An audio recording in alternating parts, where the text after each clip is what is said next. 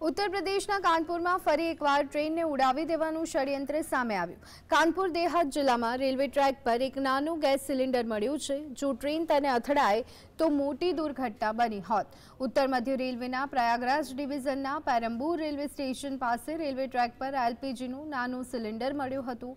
માલગાડી અહીંથી પસાર થવાની હતી ત્યારે લોકો પાયલટે ટ્રેનને રોકી દીધી હતી, જેના કારણે મોટી દુર્ઘટના ટળી હતી। અગાઉ કાનપુરમાં કાલિંદી એક્સપ્રેસને ઉથલાવવાનું કાવતરું પણ રચવામાં આવ્યું હતું।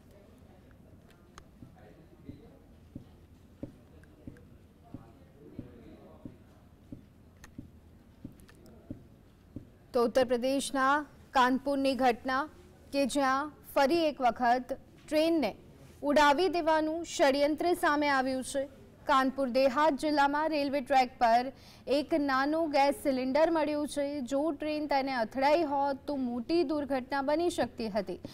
ઉત્તર મધ્ય રેલવેના પ્રયાગરાજ ડિવિઝનના પેરમ્બૂર રેલવે સ્ટેશન પાસે રેલવે ટ્રેક પર એલપીજીનું નાનું સિલિન્ડર મળ્યું હતું।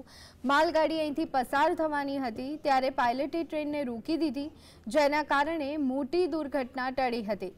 અગાઉ કાનપુરમાં કાલિંદી એક્સપ્રેસને ઉથલાવવાનું પણ કાવતરું રચવામાં આવ્યું હતું।